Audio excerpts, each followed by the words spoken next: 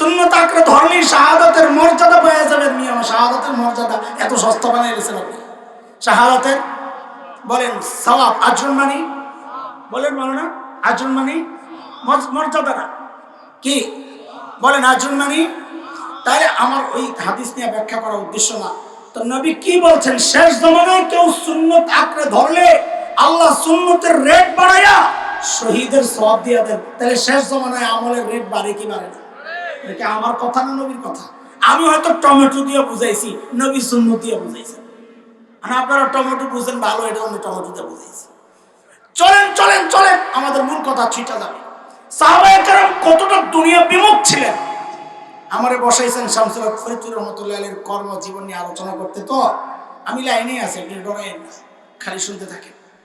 সাহাবায়ে কেরাম কতটা দুনিয়া বিমুখ ছিলেন, একটা ছোট্ট গল্প যদি আপনাদেরকে শোনাই আপনারা বুঝবেন ইনশাআল্লাহ। আল্লাহর নবীর এক সাহাবী ছিলেন হযরত সাঈদ ইবনে আমির আল জুমাহি রাদিয়াল্লাহু আনহু। মুসলমান হয়েছেন একটু দেরিতে, দেরি মানে অনেক দেরি, হিজরতের বেশ পর। দেরিতে মুসলমান হলে কি হবে? ঈমান ছিল বড় পাক্কা। কতটা পাক্কা একটা ছোট্ট গল্প শুনলেই বুঝবেন। হযরত ওমর যখন খলিফা, একটু বলেন তো ওমর নরম না গরম? কেমন গরম? অনেক অনেক কত। নবী আলাইহিস সালামের কাছে আম্মাজান সহ কিছু নারী মহিলা ছিলেন।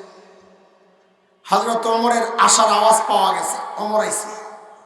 আওয়াজ পায়া সব মহিলারা আম্মাজান সহ গুড়গুড় করে সব ভিতরে চলে গেছে। হযরত ওমর ঢুকছেন, নবী হাসা দিছেন। আচ্ছা বলেন তো, আপনি কারো ঘরে গেছেন, আপনার দেখে যদি কেউ হাসে, আপনার কৌতূহল জাগবে না কেন হাসতেছে? তো হযরত ওমরের এই প্রশ্ন, মা দাহাকাক ইয়া রাসূলুল্লাহ, কি হাসির কারণ কি? তাহলে নবী বলেন, ওমর আপনার ভয়ে সবগুলা ভিতর দৌড় মারছে। হযরত ওমর রাগ হয়ে গেছেন, এই মহিলারা শুনো, আমি না, বেশি ভয় পাওয়া দরকার নবীকে, আমাকে কেন?